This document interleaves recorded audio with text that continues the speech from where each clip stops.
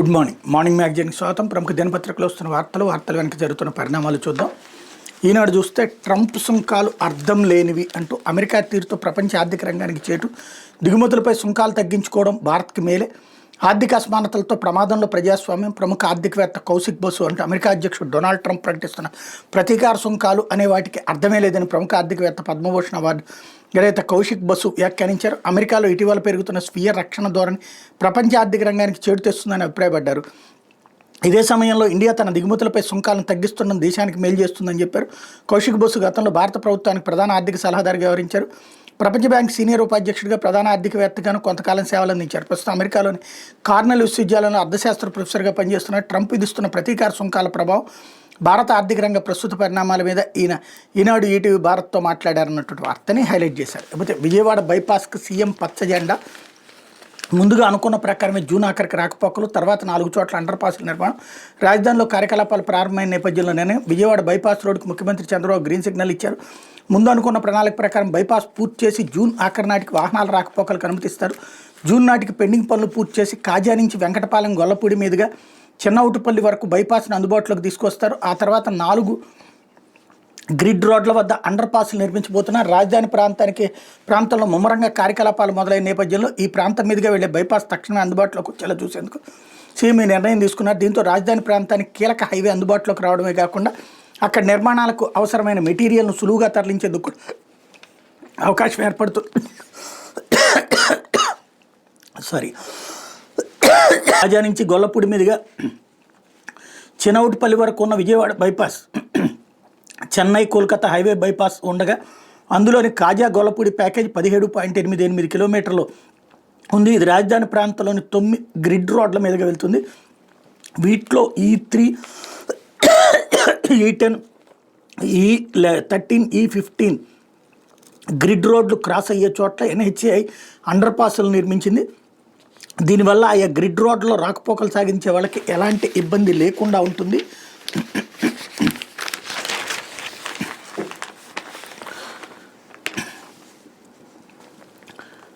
అయితే E3, E9, E11, E12 అయితే E9, E11, E12, E14 grid రోడ్ల వద్ద మాత్రం అండర్ పాస్ లేకుండా బైపాస్ నిర్మాణం పూర్తి చేశారు. అంటే బైపాస్ క్రాస్ అయ్యే ప్రాంతాల్లో ఆ 4 గ్రిడ్ రోడ్లు శాశ్వతంగా మూసుకుపోతాయి. ఈ గ్రిడ్ రోడ్లపై రాకపోకలు సాగించే వాళ్ళు బైపాస్ దాటి వెళ్లాలంటే మరో ప్రత్యామ్నాయ మార్గంలో వెళ్ళక తప్పని పరిస్థితి నెలకొంది. ఈ విషయం తెలిసిన గత వైకాపా ప్రభుత్వం ఏమాత్రం పట్టించుకోలేదు. దీంతో NHAI అధికారులు పనులు చేసేశారు.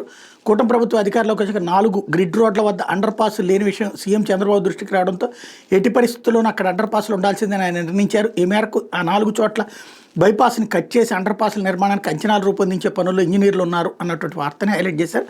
తాజాగా చంద్రబాబు నాయుడు కేంద్ర రవాణా, జాతీయ రహదారుల మంత్రి గడ్కరీతో మాట్లాడారు. రాజధాని పనులు వేగంగా జరుగుతున్న వేళ తొలుత బైపాస్ నిర్మాణం పూర్తి చేయాలని, ఆ తర్వాత 4 గ్రిడ్ రోడ్ల వద్ద అండర్ పాస్లు నిర్మించాలని ఇద్దరూ చర్చించి నిర్ణయించారు. ఒకవేళ ప్రస్తుతం బైపాస్ ఆపేసి 4 చోట్ల అండర్ పాస్ల నిర్మాణం పూర్తి చేయాలని మరో 15 నెలల సమయం బట్టే అవకాశం ఉండటంతో తొలుత బైపాస్ పూర్తి చేయడానికి సమ్మతించారు. దీంతో ఈ పనులు మరింత వేగంగా సాగనున్నాయి. వర్షాలు మొదలయ్యేలోపు జూన్ ఆఖరికి బైపాస్ అందుబాటులోకి వచ్చేలా పెండింగ్ పనులు పూర్తి చేస్తామని NHAI వర్గాలు పేర్కొన్నాయి అన్నటువంటి వార్తని హైలైట్ చేశారు. ఇక్కడ విశేషం ఏంటంటే ఒక క్రెడిట్ గ్రాబింగ్ వ్యవహారం అన్నమాట. అది కట్టింది నేషనల్ హైవేస్ అథారిటీ, ప్రారంభించింది జగన్ టైంలో. అంతకుముందు 2014-19 మధ్యలో అసలు ఆలోచన కూడా చేయలేదు రాజధానిని టచ్ అయ్యేటట్టు హైవే ఉండాలి అన్నటువంటి. బట్ జగన్ అది చేసుకొచ్చాడు. బట్ జగన్ అదేదో 4 అడ్డ రోడ్లు కట్టలేకపోయాడు. దాంతో చంద్రబాబు నాయుడు సీరియస్గా తీసుకున్నారు. అంటే బాబు వల్లనే ఇది అవుతోంది అన్నటువంటి ఒక ఫీలింగ్ కల్పించాలి ఇక్కడ. అంతే. సొమ్మంతా కేంద్ర ప్రభుత్వాన్ని, కట్టించిందంతా కేంద్ర ప్రభుత్వం. అప్పట్లో దానికి ప్లాన్ రూపొందించి పంపించింది రాష్ట్ర ప్రభుత్వం. వాళ్ళిద్దరూ అప్పటిది జగన్ ప్రభుత్వం, అటు మోడీ ప్రభుత్వం చేసిన క్రెడిట్ చంద్రబాబు ఖాతాలోకి రావాలంటే అప్పుడేదో తప్పు జరిగిపోతే ఇప్పుడు బాబు వచ్చేసి సరిచేశారన్నటువంటి విచిత్రమైనటువంటి కాన్సెప్ట్. లేకపోతే ప్రపంచ పెట్టుబడుల గమ్యస్థానంగా విశాఖ, విద్యా ఐటీ శాఖల మంత్రి లోకేష్ విశాఖలో తాజ్ వరుణ్ బేస్ అండ్ హోటల్కి శ్రీకారం. 500 కోట్ల పెట్టుబడులు పెట్టనున్న వరుణ్ గ్రూప్ మొదటి దశలో 3500 మందికి ఉద్యోగాలు. తల్లి భువనేశ్వర్తో కలిసి లోకేష్ భూమి పూజ అన్నటువంటి వార్తను హైలైట్ చేశారు. విశాఖ నగరాన్ని ప్రపంచ స్థాయి పెట్టుబడుల గమ్యస్థానంగా అభివృద్ధి చేస్తామని విద్యా ఐటీ శాఖల మంత్రి లోకేష్ పేర్కొన్నారు. విశాఖ ఆర్కే బీచ్ రోడ్లో 500 కోట్ల పెట్టుబడితో వరుణ్ గ్రూప్ నిర్మించడం తాజ్ వరుణ్ బేస్ హ్యాండ్స్ హోటల్కి తన తల్లి హెరిటేజ్ ఫుడ్స్ ఎండి నారా భువనేశ్వర్తో కలిసి సోమవారం ఆయన భూమి పూజ చేశారన్నటువంటి వార్తని హైలైట్ చేశారు. దీని మీదనే అనుకుంటప్పుడు జనసేన కార్పొరేటర్ మూర్తి ఏదో కంప్లైంట్స్ ఆరోపణలు చేస్తూ వచ్చింది. అయితే సామాన్యుడి చెవిలో సైరన్ల మోత అంటూ రాష్ట్రంలో విచ్చలవిడిగా వినియోగం ఆదర్శంగా నిలవాల్సిన మంత్రులు ఎమ్మెల్యేలే వాడేస్తున్నారు, దర్పం ప్రదర్శిస్తున్న కొందరు ఉన్నతాధికారులు, కఠిన చర్యలతోనే సూడో వీఐపీ సంస్కృతికి అడ్డుగట్ట, రాష్ట్రంలో నగరాలు పట్టణాల్లో పోలీస్ సైరన్ల మోత మోగిపోతుంది. కేంద్ర రాష్ట్ర ప్రభుత్వాలు 8 ఏళ్ల క్రితం ఇచ్చిన ఉత్తర్వుల ప్రకారం పోలీసులు ఫైర్ సర్వీస్ వాహనాలకు అది నేరస్తులను పట్టుకునేందుకు విపత్తుల్ని నియంత్రించేందుకు వెళ్ళేటప్పుడు మాత్రమే సైరన్లు వాడాలి. ఈ నిబంధనలు తోచిరాజని కొందరు మంత్రులు ఎమ్మెల్యేలు తాము మానవాతీతులు అన్నట్టుగా ప్రవర్తిస్తున్నారు. ట్రాఫిక్ రద్దీలో వారి వాహనం 5 నిమిషాలు ఆగడాన్ని సహించలేకపోతున్నారు. కొందరు కార్పొరేషన్ల చైర్మన్లు, డైరెక్టర్లు, కార్పొరేటర్లు, అధికార పార్టీ నేతలు, పోలీసులు, ఉన్నతాధికారులు, న్యాయవాదులు విచ్చలవిడిగా సైరన్లు వాడేస్తున్నారు. ఇన్నోవా, థార్ వంటి ఖరీదైన కార్లు ఉన్నవారు చివరికి ప్రైవేట్ ట్యాక్సీల వాళ్ళు కూడా పోలీస్ సైరన్లు ముగిస్తున్నారు. కొందరు అధికార దర్పాన్ని ప్రదర్శిస్తున్నారు, మరి కొందరు దీన్ని ఫ్యాషన్గా భావిస్తున్నారు. వీఐపీలు రద్దీ మార్గాల్లో సైరన్ శబ్దంతో ప్రజల్ని చెదరగొడుతూ ఒక రకంగా గ్రీన్ ఛానల్ తీసుకెళ్తున్నారు అన్నటువంటి వార్తని హైలైట్ చేశారు. ఒకసారి గుర్తు తెచ్చుకుంటే చంద్రబాబు గారు తన అధికారం చేపట్టాక అనేక సార్లు ఈ స్టేట్మెంట్లు ఇచ్చేశారు. ఒకటి, తను వెళ్తున్నప్పుడు ట్రాఫిక్ కాపద్దని, రెండవది సైరన్లు ఎవరు వాడటానికి వీల్లేదు, మనం సామాన్యులతో కలిసిపోదామని. నేను అప్పుడే చెప్పా, ఇవన్నీ మాటలు వినడానికి బాగుంటే చేతల్లో ఎవరు కూడా ఒప్పుకోరు, ఇంకా మాకు ఆ పదవి వచ్చి ఎందుకు అనేటటువంటి ఫీలింగ్ ఉంటుంది వాళ్ళకి అన్నటువంటి. అదే ఇప్పుడు జరిగింది. లేకపోతే కాకాని గోవర్ధన్ రెడ్డి ఎక్కడ క్వాడ్జ్ అక్రమ రవాణా కేసులో విచారణకు హాజరు కావాలని పోలీసులు నోటీస్ ఇచ్చేందుకు మాజీ మంత్రి కాకాని గోవర్ధన్ రెడ్డి అందుబాటులో లేరు. ఆదివారం నెల్లూరులో ఆయన ఇంటికి వెళ్ళగా లేకపోవడంతో గోడకు నోటీస్ అంటించారు. సోమవారం ఉదయం 11 గంటలకు నెల్లూరు రూరల్ డీఎస్పీ కార్యాలయంలో విచారణకు హాజరు కావాలని అందులో పేర్కొన్నారు. కాకాని హాజరు కాలేదు. ఈ నేపథ్యంలో ఆయన పారిపోయారని ప్రచారం జరగగా తాను హైదరాబాద్లో నివాసంలో కుటుంబ సభ్యులతో ఉగాది వేడుకలు జరుపుకున్నట్టు తెలిపేలా సామాజిక మాధ్యమాల్లో ఫోటోలు పోస్ట్ చేశారు. వెంటనే పొదలకూరు పోలీసులు నోటీస్ ఇచ్చేందుకు సోమవారం హైదరాబాద్ వెళ్లారు. కమలాపురి కాలనీలోని కాకాని వ్యాన్ సరిగ్గా జరిగి అక్కడ ఆయన లేరు. ఫోన్లో మాట్లాడేందుకు ప్రయత్నించగా అందుబాటులోకి రాలేదని సమాచారం. దాంతో ఆయన కుటుంబ సభ్యుడైన సుమంత్కు పోలీసులు రెండో నోటీస్ అందించారు. మంగళవారం ఉదయం 11 గంటలకు నెల్లూరు రూరల్ డీఎస్పీ కార్యాలయానికి హాజరు కావాలని అందులో పేర్కొన్నారు. క్వాడ్జ్ అక్రమ తవ్వకాలు, రవాణా నిబంధనలకు విరుద్ధంగా పేలుడు పదార్థాల వినియోగం తదితరాలపై పొదలకూరు పోలీస్ స్టేషన్లో ఫిబ్రవరిలో కేసు నమోదైంది. ఈ కేసులో A4గా కాకాని గోవర్ధన్ రెడ్డి పోలీసులు ఇటీవల చేర్చారు. అప్పటి నుండి తాను పాల్గొన్న ప్రతి కార్యక్రమంలో కేసులకు భయపడేది లేదని కాకాని పదే ప్రస్తావించారు. రాబోయేది జగనన్న ప్రభుత్వమేనని, వైకాపా తిరిగి అధికారంలోకి వచ్చాక తెలుగుదేశం పార్టీ శ్రేణులు ఇంతకు 100 రెట్లు మూల్యం చెల్లించుకుంటాయన్నారు. పోలీసులు నోటీసు ఇవ్వడానికి వస్తే అందుబాటులోకి రావడం లేదు. కేసును క్వాష్ చేయడంతో పాటు ముందస్తు బెయిల్ ఇవ్వాలని కాకాని ఇప్పటికే హైకోర్టు ఆశ్రయించగా విచారణ ఏప్రిల్ 1కి వాయిదా వేసిన విషయం తెలిసింది అన్నటువంటి వార్తని హైలైట్ చేశారు.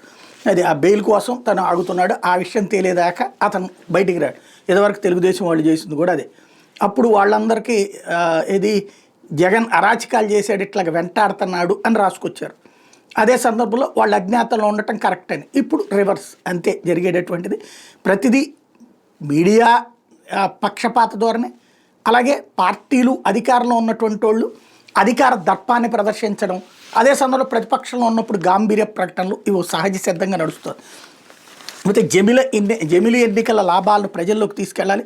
దేశవ్యాప్తంగా ఉన్న బీజేపీ ఎంపీలతో పార్టీ అధ్యక్షుడు జేపీ నడ్డా సోమవారం వీడియో కాన్ఫరెన్స్ ద్వారా మాట్లాడారు. జమిలీ ఎన్నికలు, వక్ఫ్ బిల్లు, ఏప్రిల్ 6న పార్టీ ఆవిర్భావ దినోత్సవం నిర్వహణ గురించి వారికి దిశానిర్దేశం చేశారు. ఇందులో ఆంధ్రప్రదేశ్ నుంచి ఆ పార్టీ అధ్యక్షులు రాజమహేంద్రవరం ఎంపీ దగ్గుబాటి పురంధేశ్వరి, కేంద్ర సహాయ మంత్రి భూపతిరాజు శ్రీనివాస్ వర్మ, అనకాపల్లి ఎంపీ రైల్వే స్థాయి సంఘం చైర్మన్ సీఎం రమేష్, తెలంగాణ నుంచి కేంద్ర మంత్రి కిషన్ రెడ్డి, కేంద్ర సహాయ మంత్రి బండి సంజయ్, ఈటెల రాజేంద్ర, కొండా విశ్వేశ్వరరెడ్డి, డీకే అరుణ, రఘునందనరావు, ధర్మపురి అరవింద్, జి నగేష్ పాల్గొన్నారు. ఈ సందర్భంగా నడ్డా మాట్లాడుతూ ఒకే దేశం ఒకే ఎన్నిక అంశాన్ని ప్రజల్లోకి విస్తృతంగా తీసుకెళ్లాలని సూచించారు. దీంతో కలిగే లాభాల గురించి వివరించాలని కోరారు. ఇందుకోసం విభిన్న సంఘాలతో వేరువేరుగా సమావేశాలు నిర్వహించి వాళ్ళకి అర్థమయ్యేలా చెప్పాలన్నారు. వక్ఫ్ బిల్లు ద్వారా ముస్లింలకు ఎలాంటి నష్టం జరగదని, ఇప్పుడున్న బిల్లులోని లోపాలను సరిదిద్ది మరింత పకడ్బందీగా దాన్ని తీసుకొస్తున్న విషయాన్ని వాళ్ళకి చెప్పాలని పేర్కొన్నారు. ఏప్రిల్ 6న పార్టీ ఆవిర్భావ దినోత్సవాన్ని అన్ని చోట్ల ఉత్సాహభరితమైనటువంటి వాతావరణం నిర్వహించాలని సూచించారన్నటువంటి వార్తని హైలైట్ చేశారు. లేకపోతే సాక్షి, లూలుకి 2000 కోట్ల స్థలం గోల్మాల్, విశాఖ నడిబొడ్డున అత్యంత విలువైన 13.43 ఎకరాల భూమి దారాదత్తం, టెండర్లు, ఆసక్తి వ్యక్తీకరణ ప్రతిపాదన, నోటిఫికేషన్ లేకుండానే కేటాయింపు, బహిరంగ మార్కెట్లో ఎకరం 150 కోట్లకు పైనే, షాపింగ్ మాల్, మల్టీప్లెక్స్ నిర్మాణానికి సిద్ధం. లూలు చైర్మన్ లేఖ రాయగానే 2000 కోట్ల భూమిని రాసిచ్చేసిన బాబు సర్కార్ అడ్డగోలుగా కేటాయింపు, పారదర్శకతకు పాత్ర, అంతా స్కాములమయం. ఓ ప్రైవేట్ సంస్థకు ప్రభుత్వ భూమిని 99 ఏళ్లకు కట్టబెట్టేశారు. ఇవన్నీ కాక లూలుకు 170 కోట్ల మేర ప్రత్యేక రాయితీలు, రాష్ట్ర చరిత్రలోనే ఇది అతిపెద్ద స్కామ్ అంటున్న పారిశ్రామిక వర్గాలంటూ లూలు గ్రూప్పై చంద్రబాబు సర్కార్ వల్లమాలిన ప్రేమ చూపింది. లూలు గ్రూప్ చైర్మన్ యూసుఫ్ అలీ జనవరి 17 సీఎం చంద్రబాబుకు రాసిన ఓ లేఖ ఆధారంగా విశాఖలో అత్యంత ఖరీదైన భూమిని నామమాత్రపు లీజుపై సంస్థకు దారాదత్తం చేసింది. విశాఖలోని హార్బర్ పార్క్లో 13.43 ఎకరాల భూమిలో అభివృద్ధి ప్రాజెక్టు టెండర్ ఆసక్తి వ్యక్తీకరణ ప్రతిపాదన నోటిఫికేషన్ జారీ చేయకుండా వ్యవహారాన్ని పూర్తి చేసింది. హార్బర్ పార్క్లో ఎకరం భూమి బహిరంగ మార్కెట్లో 150 కోట్లకు పైగా పలుకుతోందని విశాఖ వాసులు చెప్తున్నారు. అంటే ఏకంగా 2,000 కోట్లకు పైగా విలువైన ప్రభుత్వ భూమిని లూలుకి రాసిచ్చేసినట్టు స్పష్టమవుతోంది అన్నటువంటి వార్తని హైలైట్ చేశారు. లేకపోతే అన్యాయాలను ప్రశ్నిస్తే పొట్టన పెట్టుకున్నారు. వైఎస్ఆర్సీపీ కార్యకర్త కురుబ లింగమయ్య హత్యను తీవ్రంగా ఖండించిన మాజీ సీఎం వైఎస్ జగన్ రాష్ట్రంలో శాంతి భద్రతలు పూర్తిగా క్షీణించాయని తీవ్ర ఆగ్రహం, కక్ష రాజకీయాలకు బడుగు బలహీన వర్గాలను బలి చేస్తున్నారంటే ఆవేదన. ఈ ఘటనకు బాధ్యులైన వాళ్ళని ఖచ్చితంగా చట్టం ముందు నిలబెడతామని హెచ్చరిక. లింగమయ్య కుటుంబానికి వైఎస్ఆర్సీపీ అండగా నిలుస్తుందని భరోసా. అధికార పార్టీ అన్యాయాలను ప్రశ్నించినందుకు, దాడులను వ్యతిరేకించినందుకు శ్రీసత్యసాయి జిల్లాలో వైఎస్ఆర్సీపీ కార్యకర్త బీసీ వర్గానికి చెందిన కురుబ లింగయ్యను టీడీపీ నాయకులు పొట్టన పెట్టుకున్నారు. వైఎస్ఆర్సీపీ అధ్యక్షుడు మాజీ సీఎం వైఎస్ జగన్మోహన్ రెడ్డి తీవ్ర ఆగ్రహం వ్యక్తం చేశారు. కురుబ లింగమయ్య హత్యను ఆయన తీవ్రంగా ఖండించారు. రాష్ట్రంలో శాంతి భద్రతలు పూర్తిగా క్షీణించాయని కురుబ లింగమయ్య హత్య దీనికి నిదర్శనమని విమర్శించారు. పార్టీ కార్యకర్త కురుబ లింగమయ్య కుటుంబానికి వైఎస్ జగన్ ప్రగాఢ సంతాపం తెలిపారు. వారి కుటుంబానికి వైఎస్ఆర్సీపీ అండగా ఉంటుందని భరోసా ఇచ్చారు. ఈ మేరకు సోమవారం వైఎస్ఆర్సీపీ కేంద్ర కార్యాలయం ఒక ప్రకటన విడుదల చేసింది. ఆ ప్రకటనలో వైఎస్ జగన్ ఏమన్నారంటే, శ్రీ సత్యసాయి జిల్లా రాప్తా నియోజకవర్గంలో రామగిరి మండలం పాపిరెడ్డిపల్లికి చెందిన వైఎస్ఆర్సీపీ కార్యకర్త బీసీ వర్గానికి చెందిన కార్యకర్త కురుబ లింగమయ్య హత్యను తీవ్రంగా ఖండిస్తున్నాం. బడుగు బలహీన వర్గాల వారిని కక్ష రాజకీయాలకు బలి చేస్తున్నారు. ఈ ఘటనకు బాధ్యులైన వారిని ఖచ్చితంగా చట్టం ముందు నిలబెడతాం. రాష్ట్రంలో చట్టబద్ధ పాలన లేదు. వ్యక్తుల భద్రతకు భరోసా కొరవడిన పరిస్థితులు నెలకొన్నాయి. వైఎస్ఆర్సీపీ కార్యకర్తలు నాయకుల మీద దాడులు పరిపాటిగా మారే. రక్షణ కల్పించాల్సిన పోలీసులు అధికార పార్టీ నాయకులతో కుమ్మక్కయ్యారు. రామగిరి మండల ఉప ఎన్నికల్లో జరిగిన అరాచకాల వెనక పోలీసుల వైఫల్యం తీవ్రంగా ఉంది. అధికార పార్టీ నేతల దారుణాలను అడ్డుకోవడంలో, ప్రజాస్వామ్యాన్ని పరిరక్షించడంలో వారి బాధ్యతారాహిత్యం కారణంగా ఈ ఘటన జరిగింది. రామగిరిలో వైఎస్ఆర్సీపీకి చెందిన ఎంపీడీ సభ్యులు టీడీపీ నేతల దౌర్జన్యాలతో భయభ్రాంతులకు గురై ఎన్నికలను బహిష్కరించిన పోలీసులు అధికార పార్టీకి వంతపాడుతూ వైఎస్ఆర్సీపీ నేతలపైన తప్పుడు కేసులు నమోదు చేయడం దుర్మార్గమని వైఎస్ జగన్ పేర్కొన్నారన్నట్టు వార్తని హైలైట్ చేశారు. ఇకపోతే పోలవరంపై పచ్చి అబద్ధాలు అంటూ గోదారమ్మ సాక్షిగా మరోసారి అసత్యాలు వల్లించిన సీఎం చంద్రబాబు. వాటికి వంతపాడుతూ గాడిన పడిన పోలవరం అంటే ఈనాడు తప్పుడు కథనం. నీటి నిల్వ సామర్థ్యాన్ని తగ్గించి మరోసారి జీవనాడికి బాబు ద్రోహం. స్పిల్ ఛానల్ ఎగువ దిగువ కాపర్ డ్యాములను పూర్తి చేయకుండా పునాది డయాఫ్రమ్ వాల్ పనులకు చేపట్టిన వైనం. దీంతో వరద ఉధృతి కోతకు గురై డయాఫ్రమ్ వాల్ దెబ్బతిందని తేల్చినటువంటి అంతర్జాతీయ నిపుణుల కమిటీ డబ్బులు వసూలయ్యే మట్టి పనులు మాత్రమే చేపట్టి స్పిల్వే పనులు గాలికి. ఈ నిర్వాహకాలతో సమయం వృధా, పెరిగిన అదనపు వ్యయం. రామోజీ బంధువుకు చెందిన నవయుగ నామినేషన్పై 2,917 కోట్ల పనులు. బాబు చారిత్రక తప్పిదాన్ని సరిదిద్దుతూ ప్రణాళికాబద్ధంగా పనులు చేపట్టి పూర్తి చేసిన వైఎస్ జగన్ కరోనా ప్రతికూల పరిస్థితుల్లో 48 గేట్లతో సహా స్పిల్ ఛానల్ ఎగువ దిగువ కాపర్ డ్యాములను పూర్తి చేసి స్పిల్వే మీదుగా గోదావరి ప్రవాహం మళ్లింపు, డయాఫ్రమ్ వాల్ భవితంపై నిపుణుల కమిటీతో అధ్యయనం. గత సర్కారు కృషి వల్ల 2026 మార్చి నాటికి ప్రాజెక్టును పూర్తి చేసేలా కేంద్ర కేబినెట్ గడువు నిర్దేశించిందంటున్న అధికార వర్గాలు అన్నటువంటి వార్తని హైలైట్ చేశారు. లేకపోతే 6 జిల్లాల్లో కరువు జాబితాలో కర్నూలు, నంద్యాల, అనంతపురం, సత్యసాయి, వైఎస్ఆర్ ప్రకాశం జిల్లాలో 51 కరువు మండలాలను గుర్తించిన రాష్ట్ర ప్రభుత్వం. 37 మండలాల్లో తీవ్రంగా, 14 మండలాల్లో కరువు పరిస్థితులు. అత్యధికంగా ప్రకాశం జిల్లాలో 17 కరువు మండలాలు, కర్నూలు, వైఎస్ఆర్ జిల్లాలో 10 చొప్పున ఉన్నాయన్నటువంటి వార్తని హైలైట్ చేశారు. లేకపోతే పోర్టుకు షిప్పులు వస్తాయి, ఉద్యోగాలు రావు, నేను చెప్పింది చేయాలి, అలా అయితేనే గ్రామానికి ఏం కావాలంటే వచ్చేస్తా సంత బొమ్మాళ్ళు మంత్రి అచ్చెన్నాయుడు బెదిరింపులు అన్నటువంటి వార్తని హైలైట్ చేశారు. ఇకపోతే ఇలా అయితే ప్రాణం పోసేది ఎలా? 108 కోసం క్షతగాత్రులు ఎదురుచూపులు. నలుగురు నెడితే కానీ స్టార్ట్ కాని వాహనం. 1/2 కిలోమీటర్ దూరం వెళ్లేందుకు అర్ధగంట సమయం. అత్యవసర పరిస్థితుల్లో రోగులు, క్షతగాత్రులు వెంటనే ఆసుపత్రికి తరలించి వారి ప్రాణాలు కాపాడాల్సిన 108 వాహనాలు నిర్వహణ యాంత్రిక లోపాలతో కొనారైలుతున్నాయి. అత్యవసర సమయంలోనూ వాహనాలు కదలకుండా మొరాయిస్తే నలుగురు కలిసి నెట్టి స్టార్ట్ చేయాల్సిన పరిస్థితులు దాపురిస్తున్నాయి. తాజా కృష్ణా జిల్లా చల్లపల్లిలో 108కి ఇదే దుస్థితి దాపురించింది. స్టార్ట్ చేసి ఎంతసేపటికి ఫలితం లేపడంతో రోడ్డును పోయే నలుగురిని పిలిచి నెట్టించారు. వాహనం స్టార్టింగ్తో పని అయిపోలేదు. 1/2 కిలోమీటర్ దూరంలో ఉన్న క్షతగాత్రుని చేరుకోవడానికి అరగంట పట్టింది. సోమవారం ఉదయం కృష్ణా జిల్లా మోవ మండలం పెదపూడి గ్రామానికి చెందిన కందులు కోటేశ్వర తన అక్క శేషంతో కలిసి అవనగడ్డలో తమ బంధువుల ఇంటికి వెళ్తూ చల్లపల్లి ఆటోనగర్ వద్ద ప్రమాదానికి గురయ్యారు. కోటేశ్వరరావు ముఖానికి, చేతికి తీవ్ర గాయాలయ్యాయి. శేషమ్మ తలకు తీవ్ర గాయమవడంతో స్పృహ కోల్పోయింది. స్థానికులు ప్రమాదం జరిగిన వెంటనే 108కి ఫోన్ చేశారు. ప్రమాదం జరిగిన ప్రదేశానికి 1/2 కిలోమీటర్ దూరంలో చల్లపల్లి మండల పరిషత్ కార్యాలయ ఆవరణలో 108 వాహనం ఉంది. సమాచారం అందుకున్న 108 పైలట్ వాహనాన్ని స్టార్ట్ చేయబోగా అది మొరాయించింది. ఎంతసేపటికి కదలకపోవడంతో రోడ్డుపైనే రోడ్డును పోయే నలుగురిని పిలిచి నెట్టించిన వాహనం కదలేదు. 15 నిమిషాల తర్వాత వాహనం స్టార్ట్ అయ్యి ఘటనా స్థలానికి చేరుకుంది. 1/2 కిలోమీటర్ దూరం రావడానికి ఎంత ఆలస్యం అంటూ స్థానికులు 108 సిబ్బందిపై ఆగ్రహం వ్యక్తం చేశారు. స్టార్టింగ్ సమస్య అని చెప్పిన సిబ్బంది క్షతగాత్రులు వెంటనే చల్లపల్లి ప్రభుత్వ ఆసుపత్రికి తీసుకెళ్లారు. వారి పరిస్థితి విషమంగా ఉంటుంది. మెరుగైన చికిత్స కోసం అక్కడి నుంచి మచిలీపట్నం తరలించారు. నలుగురు కలిస్తూ వస్తే కానీ స్టార్ట్ కానీ 108 వాహనం అత్యవసర సమయాల్లో బాధితుల ప్రాణాలు ఎలా కాపాడుతుందని స్థానికులు ఆగ్రహం వ్యక్తం చేశారన్నట్టు వార్తని హైలైట్ చేశారు. ఇదేదో ఒక్క వెహికల్ గురించి 3 కాలం స్వార్థ రాశారు. ఇంతకుముందు తెలుగుదేశం హయాంలో వైసీపీ హయాంలో ఉన్నటువంటి వాటి మీద ఇట్లాగే వాళ్ళు రాసేవాళ్ళు. బట్ ఓవరాల్గా ఉన్న వెహికల్స్ అన్నిటి కండిషన్ చెక్ చేయడంలో అయితే తప్పేం లేదు. అర్జెంటుగా ఆ దిశగా ఆలోచించాల్సి ఉంది. ఇకపోతే పేదల ఉపాధికి మళ్ళీ ఫాండ్స్ గండం. గ్రామీణ ప్రాంతాల్లో ప్రజలకు పనులు కల్పించాలని లక్ష్యంతో ప్రారంభించిన ఉపాధి హామీ పథకంపై కూటమి కుట్రలు మళ్లీ కమ్ముకుంటున్నాయి. గత టీడీపీ హయాంలో వివాదాస్పదమైన విధానాలే మళ్లీ ఊపిరి పోసుకుంటున్నాయి. ఇదే జరిగితే తమ ఉపాధికి దెబ్బేనని కూలీలు కలవరబడుతున్నారు. రాష్ట్ర ప్రభుత్వం రైతుల సొంత పొలాల్లో మళ్లీ ఫామ్ పాండ్స్ నిర్మాణం చేపట్టడం వీరి ఆందోళనకు కారణం. ఇలా అయితే కోట్లాది రూపాయలు తేలిగ్గా దండుకోవచ్చని పాలకుల పన్నాగు. గ్రామాల్లో ఉపాధి హామీ పథకం ద్వారా కూలీలతో చేపట్టే చెరువులు పూడికితీత పనులకు తగ్గించి ఈ వేసవిలో రైతుల సొంత పొలాల్లో ఫామ్ పాండ్స్ పనులకే ప్రాధాన్యత ఇవ్వాలని రాష్ట్ర ప్రభుత్వం నిర్ణయించింది అన్నటువంటి వార్తని హైలైట్ చేశారు.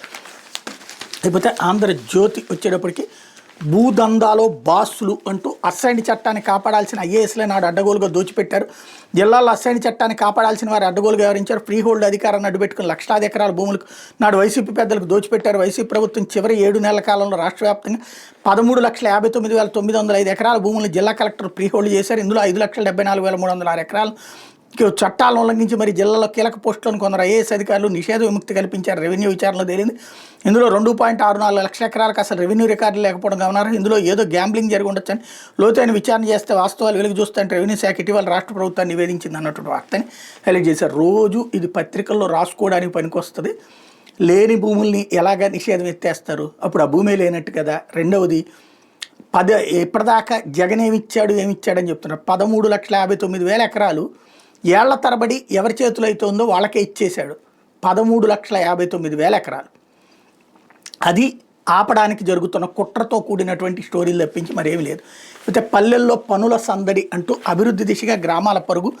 గ్రామాలు వీడిన 5 ఏళ్ల గ్రహణం 10 నెలల్లోనే మారిన ముఖ చిత్రం. ఉపాధిలో 10,000 కోట్ల వ్యయం.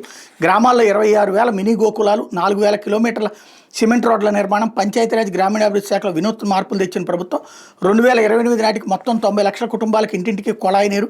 కేరళ ఆదర్శంగా పవన్ ప్రణాళికలు అంటూ 5 ఏళ్లుగా అభివృద్ధి పనులు లేక వెలవెలబోయిన పల్లెసీమలకు మళ్లీ కలొస్తోంది. సీసీ రోడ్లు, మినీ గోకులాలు, తాగునీటి కుళాయిలు, ఇతర పనులతో గ్రామాల్లో సందడి నెలకొంది. 15వ ఆర్థిక సంఘ నిధులతో అభివృద్ధి పనులు చకచకా సాగుతున్నాయి అన్నటువంటి వార్తని హైలైట్ చేశారు. లేకపోతే వేతన జీవులకి పన్ను ఉపశమనం. 12 లక్షల వరకు ఆదాయంపై పన్ను ఉండదు. టీడీఎస్ టీసీఎస్ నిబంధనలు, బ్యాంక్ ఖాతాలో కనీస నిల్వ తదితరులను మార్పులు అన్నటువంటి వార్తని హైలైట్ చేశారు. లేకపోతే ఎవరిని వదలం అంటూ అన్ని దేశాలపైన ప్రతీకార సుంకాలు. ట్రంప్ పునరుద్ఘాటన. రేపటి నుంచి మోత ప్రారంభ మినహాయింపై భారత్ ఆశలు. ప్రపంచవ్యాప్తంగా కొనసాగుతున్న ఉత్కంఠ అన్నటువంటి వార్తని హైలైట్ చేశారు. లేకపోతే కొడాలి నాని ఆరోగ్యం తీవ్ర ఆందోళనకరం. 3 రక్తనాళాల బ్లాక్, సర్జరీ కూడా చేయలేని పరిస్థితి. హైదరాబాద్ ఏఐజీ నుంచి డిశ్చార్జ్. ఎయిర్ అంబులెన్స్లో ముంబైకి అన్నటువంటి వార్తని హైలైట్ చేశారు. లేకపోతే ఈ 3 నెలలు మంటలే అంటూ పెరగనున్న పగటి రాత్రి ఉష్ణోగ్రతలు సాధారణం కంటే అధికంగా వడగాల్పులు. అనేక చోట్ల 45 డిగ్రీలు, కొన్ని చోట్ల అంతకు మించి. వేసవి ఉపశమన ప్రణాళికలు అవసరమంటున్న ఐఎండీ. ఇప్పటికే 2 నెలల నుంచి ఎండలు వడగాల్పులకు దేశంలో అనేక ప్రాంతాలు అట్టుడికిపోతున్నాయి. రానున్న 3 నెలల్లో కూడా ఎండ తీవ్రత, వడగాల్పులు అంతకు మించి ఉంటాయని భారత వాతావరణ శాఖ హెచ్చరిస్తోంది. ఏప్రిల్ నుండి జూన్ వరకు పగటి రాత్రి ఉష్ణోగ్రతలు సాధారణానికి మించి నమోదవుతాయి అన్నటువంటి వార్తని హైలైట్ చేసింది. లేకపోతే ఎవరేమనుకుంటే మాకేంటి, ఏసీబీ కేసు ఉన్న అధికారులకే విజిలెన్స్. రెవెన్యూ శాఖలో సరికొత్త వివాదం.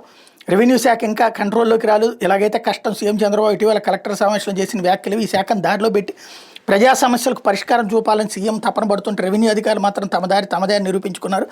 ఏసీబీ కేసులో ప్రాసిక్యూషన్ ఎదుర్కోవాలని అధికారిపై ప్రభుత్వం కఠిన నిర్ణయం తీసుకుంటే అధికారికి ఏరికోరి సీసీఎల్ఏ భూపరిపాలన ప్రధాన కమిషనర్ కార్యాలయంలో పోస్టింగ్ ఇచ్చారు. ఈ విషయం తెలిసి ఉన్నతాధికారులు విస్తుపోతున్నారు. భారీగా డబ్బు దొరికిన కేసులో ఏసీబీ విచారణ ఎదుర్కోవాల్సిన అధికారికి విజిలెన్స్ విభాగం ఎలా ఇచ్చారు అన్న చర్చతో ఈ వ్యవహారం వివాదాస్పదంగా మారిందన్నటువంటి వార్తని హైలైట్ చేశారు. లేకపోతే మైనర్ మినరల్స్ నిబంధనలను జోక్యం చేసుకోలేం.